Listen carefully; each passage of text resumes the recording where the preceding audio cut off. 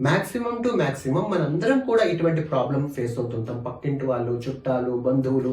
మీరు పేరెంట్స్ అయినా వీడియో ఉపయోగపడుతుంది. మీరు యంగ్స్టర్స్ అయినా మీ కెరియర్ కోసం మీరు ఎలా అడుగులు ముందుకు వెయ్యాలి, మీకు ఎంత పేషెన్స్ ఉండాలన్నది కూడాను ఈ వీడియో ద్వారా తెలుసుకోవడానికి ప్రయత్నిద్దాం మిత్రమా. వందే మాతరం.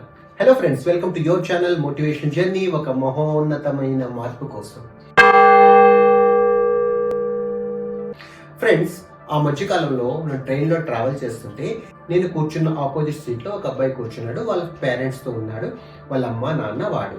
ఇంతలో వాళ్ళ అమ్మ నాతో మాట కలుపుకొని ఏమన్నాదంటే, గురూజీ మా అబ్బాయి ఎన్డీఏ క్వాలిఫై అయ్యాడు రిటర్న్ ఎగ్జామ్లో, ఇప్పుడు ఎస్ఎస్బికి వెళ్తున్నాడు, అంటే ఇంటర్వ్యూకి వెళ్తున్నాడు. సో మీరు కొద్దిగా బ్లెస్ చేయండి అని చెప్పేసి ఆ తల్లి నాకు అన్నదనమాట. ఓకే, డెఫినెట్లీ తల్లి, దానికే ఉంది, definitely I can bless. But actually మీ కొడుకు ఏంటి ఇంట్రెస్ట్ అని చెప్పేసి ఒక్కసారి మాట్లాడదాం అని చెప్పేసి ఆ అబ్బాయికి నేను అడిగాను అనమాట. బేటా వాట్ డూ యూ ఫీల్ అని చెప్పేసి నేను మామూలు వాళ్ళతో పిల్లలతో మాట్లాడాను అనమాట. మాట్లాడితే అబ్బాయి ఏమన్నాడంటే, గురువు గారు, ఇప్పుడు నేను వెళ్తున్న ఇంటర్వ్యూలో క్వాలిఫై అయినా పర్వాలేదు, క్వాలిఫై కాకపోయినా పర్వాలేదు, ఎందుకంటే నేను నా ఎఫర్ట్స్ అయితే పెట్టాను, నా హార్డ్ వర్క్ అయితే నేను చేశాను, రిటర్న్ ఎగ్జామ్లో క్వాలిఫై అయ్యాను. ఇక పైన ఒకవేళ నేను దానికి అర్హుడని అనుకోండి, if I deserve it, definitely I'm going to get it. నాకు అది వచ్చినా రాకపోయినా పర్వాలేదు గురించి, లైఫ్లో ఎన్నో ఆపర్చునిటీస్ వస్తాయి. నా 12th ఎగ్జామ్ రిజల్ట్స్ కూడా ఇంకా రాలేదు. సో నాకు లైఫ్ ఇంకా చాలా ఉందని ఆశతో ముందుకు వెళ్తున్నాను. కానీ నాకు ప్రాబ్లం అంతా ఏంటి అంటే, ఈ ఇంటర్వ్యూ ఎనీహౌ క్వాలిఫై కావాలని చెప్పేసి మా అమ్మ నాన్న ఎక్కువ కోరుకుంటారు. అదొక్కటే నాకు చాలా ఇబ్బందికరంగా ఉంది. ఇంతకీ మా అమ్మ నాన్నకు కూడా అసలు ఇబ్బంది కాదు. అసలైన ప్రాబ్లం ఎక్కడ ఉంది అంటే, ఈ ఇంటర్వ్యూ కంప్లీట్ అయినాక మేము ఇంటికి వస్తాం చూసారా, మా పక్కింటి ఆంటీతో పెద్ద సమస్య. ఆవిడకి స్టార్ట్ చేస్తుంది, రిజల్ట్ వచ్చిందా, ఏమైంది, రిజల్ట్ వచ్చిందా, మాట మాటకి క్యావో కార్తిక్ క్యావో అంటే వాళ్ళ భాషలో చెప్పాడు, కార్తిక్ క్యావో నహీ ఆయా ఇలాగనమాట. అంటే రాలేదా ఇంకా కార్తిక్, ఇంకా ఎగ్జామ్ రిజల్ట్ రాలేదా, ఏమైంది అని చెప్పేసి మా పక్కింటి ఆంటీ తల తింటది. అది పెద్ద ప్రాబ్లం. ఆ ఆంటీ నాకు ఇప్పటి నుంచే కాదు గురువు గారు, ఫ్రమ్ మై చైల్డ్హుడ్ ఎల్కేజీ నుంచి స్టార్ట్ చేసింది ఆవిడ యొక్క టార్చర్. నాకు యూనిట్ టెస్ట్లో ఎగ్జామ్స్ ఎంత వచ్చాయి ఆవిడకి కావాలి, నాకు ఫైనల్ ఎగ్జామ్స్లో ఎంత వచ్చాయి కావాలి, నేను 5th క్లాస్ ఏ స్కూల్ జాయిన్ అవుతానో కావాలి, నేను 10th అయిన తర్వాత ఏ కాలేజ్ జాయిన్ అవుతానో కావాలి, నాకు ఎన్ని మార్క్స్, ప్రతి ఒక్క దాంట్లో అమ్మని నాన్నని అలా వేధిస్తూ ఉంటుంది. ఇక్కడ ఒక దగ్గర నాకు ఏదో చిన్న మార్క్స్ తక్కువైనా మా అమ్మ నాన్న కన్నా ఆవిడతో పెద్ద టెన్షన్ ఉండేది. ఆవిడ ఎక్కువ టార్చర్ మా అమ్మ నాన్నకు పెడుతుంటారు, అదొక్కటే బాధ అయిపోతుంది. ఇవన్నీ మిగతా నాకు పెద్ద ప్రాబ్లం కాదు అనిపిస్తుంది అని చెప్పేసి ఆ పిల్లాడు వాడి బాధ వాడు షేర్ చేసుకున్నాడు. ఫ్రెండ్స్, నేను ఈ విషయం మీకు ఎందుకు చెప్తున్నాను అంటే, మాక్సిమం టు మాక్సిమం మనందరం కూడా ఇటువంటి ప్రాబ్లం ఫేస్ అవుతుంటాం. పక్కింటి వాళ్ళు, చుట్టాలు, బంధువులు. మీరు పేరెంట్స్ అయినా వీడియో ఉపయోగపడుతుంది. మీరు యంగ్స్టర్స్ అయినా మీ కెరియర్ కోసం మీరు ఎలా అడుగులు ముందుకు వెయ్యాలి, మీకు ఎంత పేషెన్స్ ఉండాలన్నది కూడాను ఈ వీడియో ద్వారా తెలుసుకోవడానికి ప్రయత్నిద్దాం మిత్రమా. దీనికి అనుసంధానంగా ఒక చిన్న కథ చెప్తాను. ఆ కథలోంచి సారాంశం నుంచి మీకు చాలా ఉపయోగపడుతుంది. ఇక పైన పక్కింటి వాళ్ళ మాటలు కాదు కదా, ఎవరు ఏమనుకున్నా సరే ఈ ప్రపంచంలో మీరు బాధపడరు. So let us come to the topic. ఒక చిన్న అడవిలో ఒక ఏనుగు, కుక్క ఉండేవాళ్ళనమాట. ఇద్దరు ఫిమేల్ అనమాట, ఇద్దరు ఆడపిల్లలే. ఈ రెండింటికి కూడా పెళ్ళి అవుతుంది. అదే ఏరియాలో పెళ్ళి అయింది, అక్కడే సెటిల్ అయిపోయారు వాళ్ళు. పెళ్ళైన తర్వాత కొద్ది రోజుల తర్వాత ఏమో ఒకరోజు ఏనుగేమో కుక్కకి పిలిపించింది అనమాట. కుక్క ఏమో స్వీట్ డబ్బా పట్టుకుని వచ్చింది. స్వీట్ డబ్బా పట్టుకుని వచ్చి ఏమన్నదంటే, సరే నువ్వు ఎందుకు పిలిపించావో నాకు తెలియదు, కానీ నీకు గుడ్ న్యూస్ చెప్తాను, నేను ప్రెగ్నెంట్, అందుకే నీకోసం స్వీట్ తెచ్చానని చెప్పేసి కుక్క ఏమో స్వీట్ బాక్స్ ఇచ్చిందనమాట. ఏనుగు అప్పుడు ఏమన్నదంటే, నేను కూడా అందుకే పిలిపించాను, ఈ రోజు మీకు డిన్నర్ ఇద్దాం అనుకున్నాను, ఎందుకంటే నేను కూడా ప్రెగ్నెంట్ అని చెప్పేసి ఇద్దరు నవ్వుకున్నారు, హ్యాపీగా స్పెండ్ చేశారు. ఈ ఇన్సిడెంట్ జరిగిన 2 months తర్వాత కుక్కేమో తన చిన్న పప్పీస్ని పట్టుకుని వచ్చింది అనమాట. ఇదిగో చూడు, నాకు 5 పిల్లలు పుట్టారు, అందులో 3 మగ 2 ఆడ అని చెప్పేసి చాలా హ్యాపీగా చెప్పింది. నీ పరిస్థితి ఏంటి? ఏనుగు ఏ సమాధానం చెప్పకుండా తల ఇలా ఊపింది అనమాట. కుక్క వెళ్ళిపోయింది. అక్కడికి మళ్ళీ 2 నెలల తర్వాత వచ్చింది. తెలుసా, నేను మళ్ళీ 2nd time ప్రెగ్నెంట్ అన్నాను అనమాట. నీ పరిస్థితి ఏంటి అని చెప్పాడు. ఏనుగు ఇలా తల ఊపింది.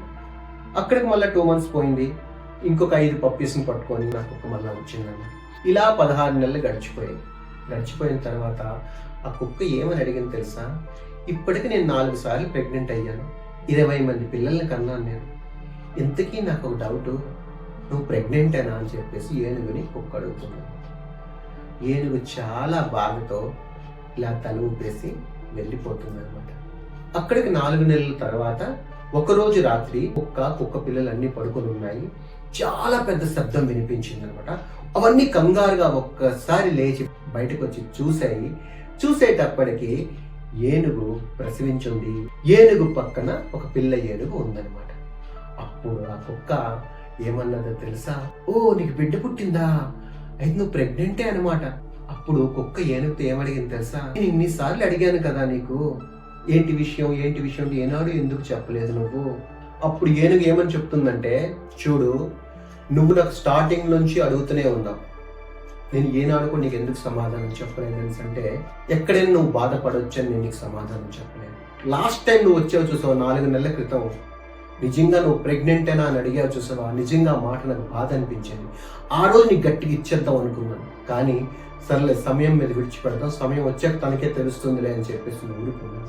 ప్రతి 2 నెలలకి ప్రూఫ్ చేసుకోవడానికి నేను కనేది కుక్క పిల్లల్ని కాదు, పప్పీస్ను కాదు, నేను కనేది ఏనుగుని. సో దానికి ఇవ్వాల్సిన టైం నేను ఇవ్వాలి. ప్రతి 2 నెలలకి నేను బిడ్డని కనాలి అంటే 2 years 2 సంవత్సరాల టైం నేను తీసుకోవాలి. ఇంకొకటి గుర్తుంచుకో, నా బిడ్డ భూమి మీద పడిన వెంటనే నేను చెప్పకుండానే చుట్టుపక్కల ప్రపంచానికి అనౌన్స్మెంట్ అవుతుంది, ఎస్, ఒక ఏనుగు బర్త్ జరిగిందని చెప్పేసి. అదొక్కటే కాదు, నా బిడ్డ కానీ రేపటి రోజున రోడ్డు క్రాస్ అవుతుంటే మిగతా వెహికల్స్ కానీ జనాలు కానీ ఆగిపోతాయి. అది నా బిడ్డ. అంత సునాయాసంగా కనేస్తాను దాన్ని. నా బిడ్డ రేపటి రోజున నడుస్తుంటే జనాలు చూడడానికి వస్తారు. అటువంటి బిడ్డని నేను కన్నాను. అందుకని దానికోసం టైం తీసుకోనా. ఫైనల్ గా ఒకటే గుర్తుంచుకో, ఈ నేచర్ లో ఒక లా ఉంది. అది ఏంటి అంటే, ఎంత టైం తీసుకుంటామో దాని రిజల్ట్ అంత గొప్పగా ఉంటుందన్నమాట అని చెప్పేసి నేను గట్టిగా సమాధానం చెప్పింది ఆ కుక్కకి. ఫ్రెండ్స్, మనందరి జీవితంలో కూడా ఇలానే జరుగుతుంటారు అనమాట.